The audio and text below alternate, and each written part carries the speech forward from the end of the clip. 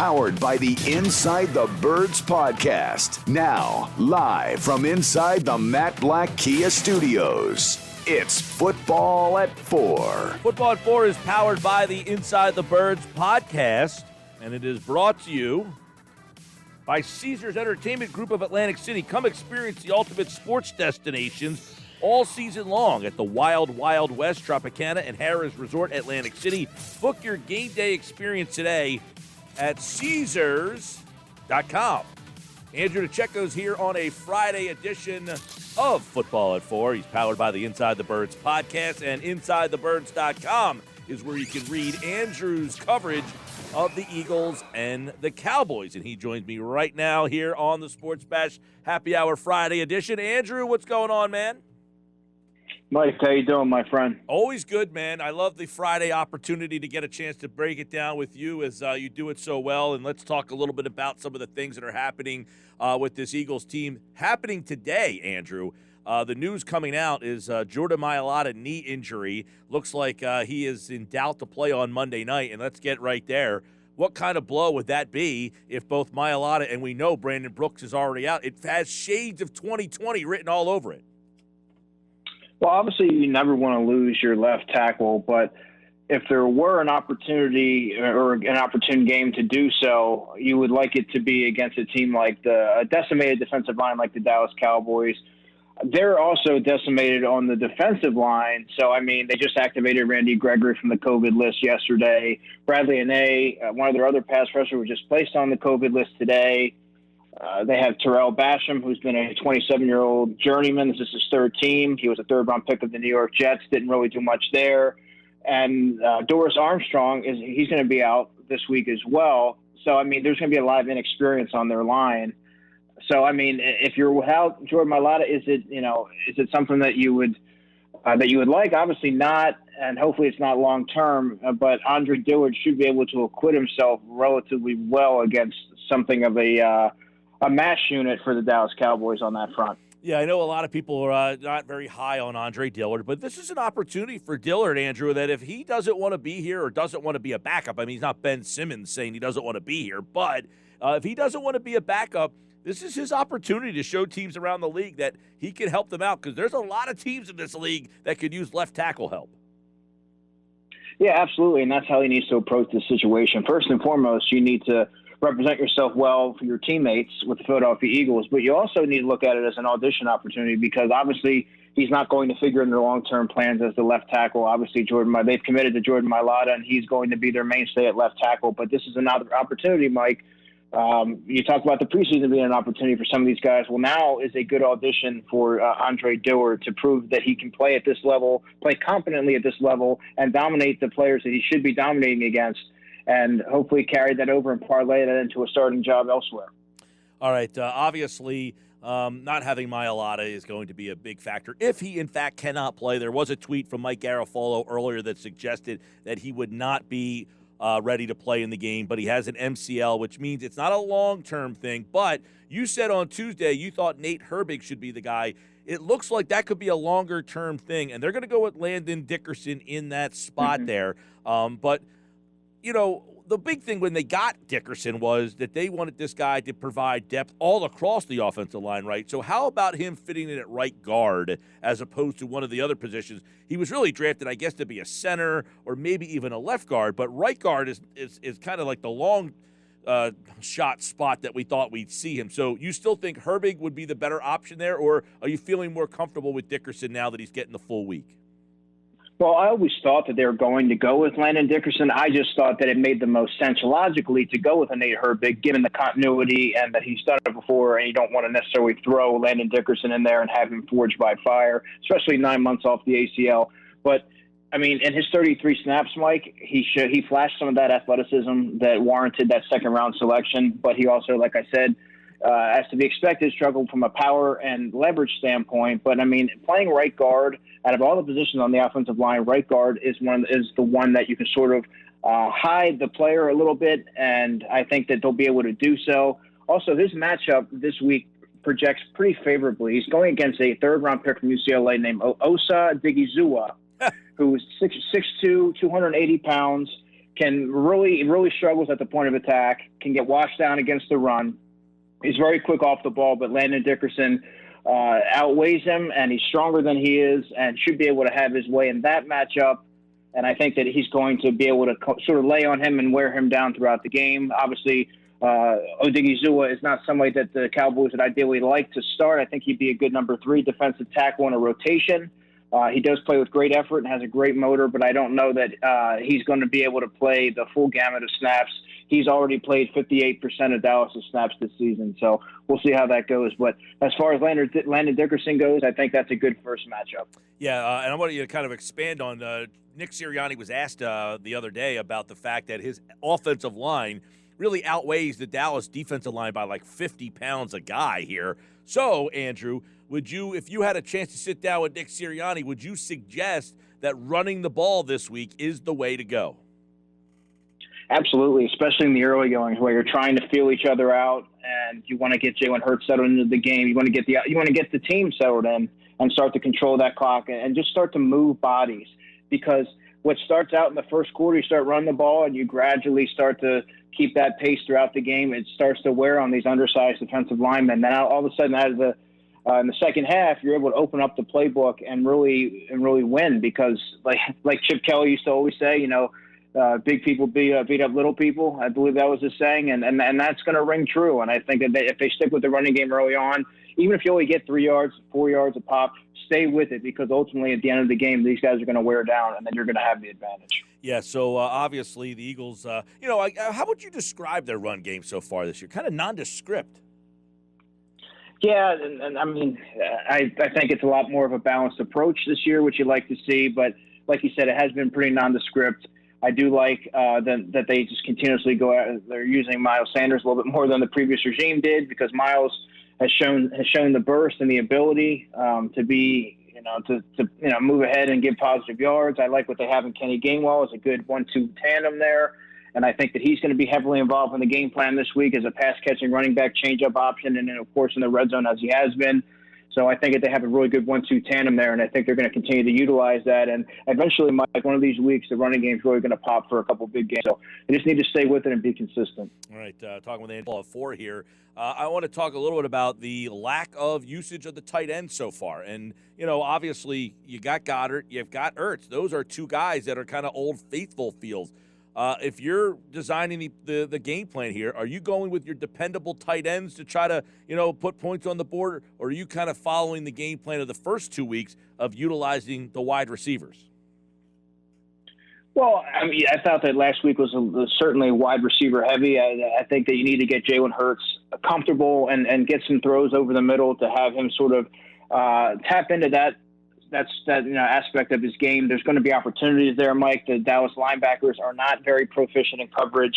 Dallas Goedert has a big opportunity to stretch them vertically, and I think if Zach Ertz is there as well, you can really attack the seams there and in the middle of the field and exploit that while also utilizing the weapons that you have. And I think Devontae Smith is going to have a big game as well, compile a lot of targets, and much like the stat line that he had in week 1.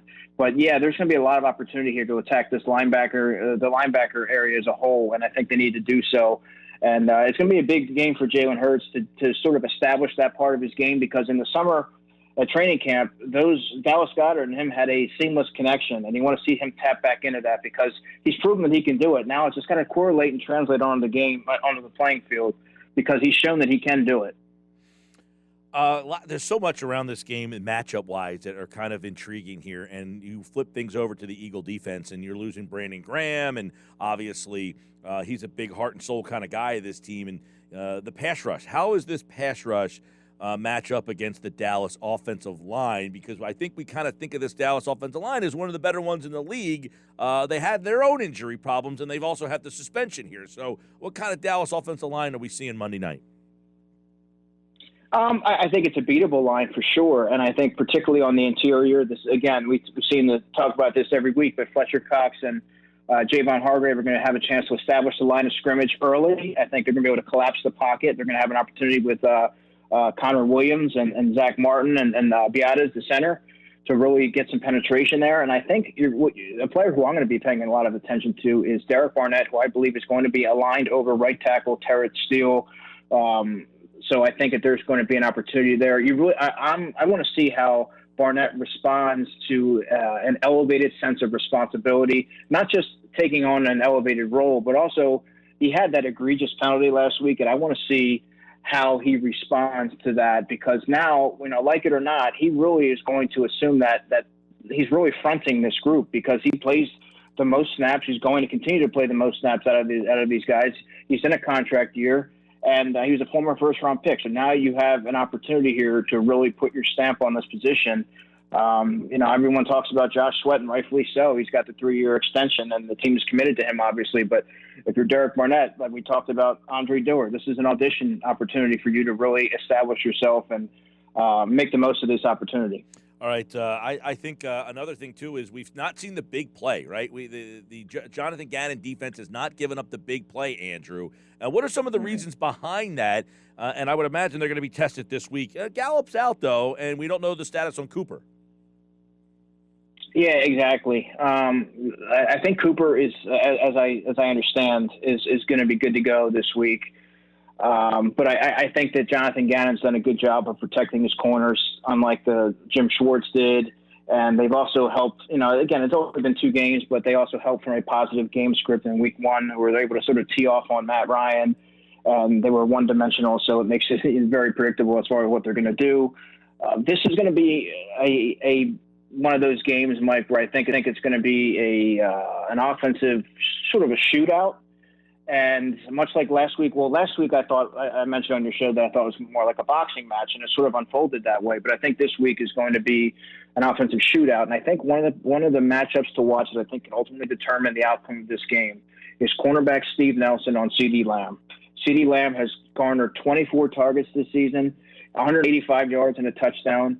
And I think that he's going to have a favorable matchup going against the aggressive Steve Nelson, who has really stood out as a tackler on the perimeter, very physical, nosy player, but he's not extremely fluid and he doesn't have the long speed. So I think if Dak Prescott sees that matchup on the outside, he's going to strike fast. That's a good breakdown by Andrew here, as obviously talk a little bit about Dak Prescott and what you've seen from him. Any ill effects from the injury or the arm problems that he has had in the 2 games that we've seen him? Because last week, they only scored 20 points. He was efficient but didn't have a huge yardage game, which is one of the first non-huge yardage games we've seen from him in my God, almost since he didn't play half the year last year. It seems like almost 2 years.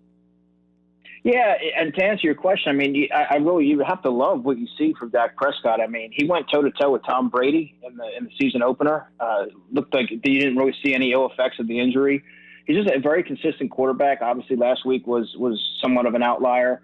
Every quarterback sort of has one of those clunkers every now and then, but he seems to always give his team, his offense at least, a fighting chance in these games. And because he's such a rhythmic, consistent passer who facilitates the ball to his array of pass targets, and he picks and chooses his spots in which he's going to run.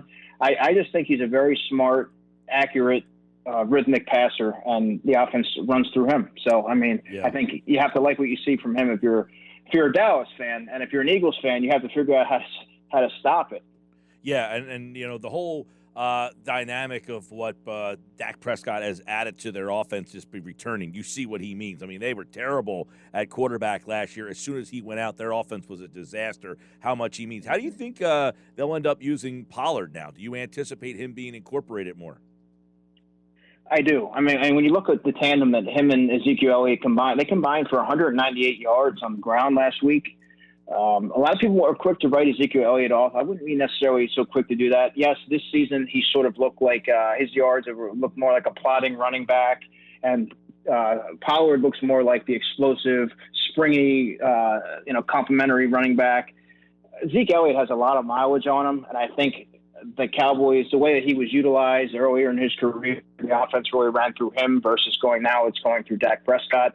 And I think you're starting to see those effects. But now that they're giving more of a responsibility to Tony Pollard, who is a fantastic pass-catching running back and adds a little bit of juice into the backfield. And I think that the Cowboys are going to find ways to get him the ball in space. I think he's going to be a consistent presence in their offense, and it's going to be more of a balanced approach, and they're going to have to be able to handle the downhill running of Zeke Elliott and the perimeter running of Tony Pollard. So we'll see how that shakes out. Yeah, really good breakdown. Andrew DeCecco, Football at 4 as the Eagles and the Cowboys.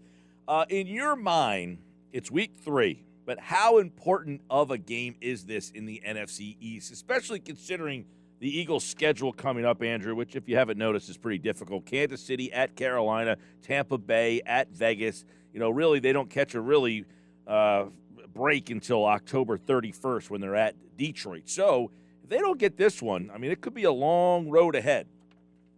That's a fair assessment, Mike, but you never want to make a week 3 game out to be a must-win, right? Even in this, especially in this division, when you have a Taylor Heineke-led Washington football team, the Giants are a mess and sort of spiraling out of control, and Dallas they're just decimated on defense, and they don't have their deep threat, Michael Gallup. Like every team, you can make a case for them sort of sputtering at certain points this season. I think it's going to be a closely contested division all the way through.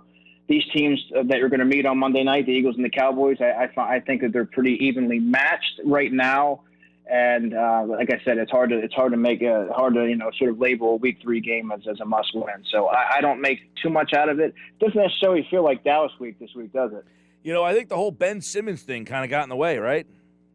Maybe the Phillies, just a little bit, right? Maybe the Phillies being in the kind of getting back. You're right, though. Like Ben Simmons, this whole Ben Simmons thing kind of just came out of not nowhere. I mean, we knew he didn't want to be here, but him digging his feet in the sand and then Doc Rivers talking. I mean, that took up 2 days of conversation. And then the day that Ben Simmons kind of went away, Bryce Harper throws a guy out at the plate. They get a 3-run homer last night. So you're right. It doesn't feel like it's Dallas week. I don't know why that is.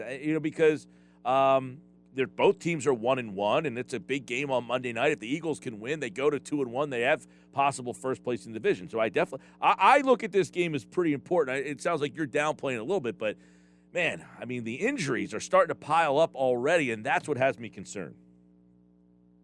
Yeah, and I guess the one thing I would say is the injuries are piling up for Dallas as well, and I don't consider the Washington football team or the Giants viable contenders for this division, given how the first couple of weeks have shaken out, and obviously Ryan Fitzpatrick out for the foreseeable future. So I think that threw a wrench into everything. So I wouldn't press the panic button just yet and sort of strap in, because it's a long season and a lot of things can unfold in a myriad of ways. So we're going to have to see how it goes. But I like the direction of the Eagles offense. I should say I'm optimistic about the future of the Eagles offense. And I think that they have the right recipe in Jonathan Gannon to keep them in it throughout the rest of the season. All right. Your thoughts on the game Monday night? How's this thing going to shake out on Monday? Well, it's very tough, Mike, to sort of their resolve is going to be tested. They're coming off a deflating home loss. They're traveling to AT&T Stadium for a primetime tilt with a divisional rival. I do expect the Eagles to respond favorably from the adversity last week. I mean, not to mention that they lost 2 prominent leaders in Brandon Graham and Brandon Brooks. I think that they're going to return to something of week 1 form, but I do think that an experienced Cowboys offensive unit is going to make a play or two late in the contest to sort of propel them to a narrow victory. However, I have the Cowboys winning 27-24.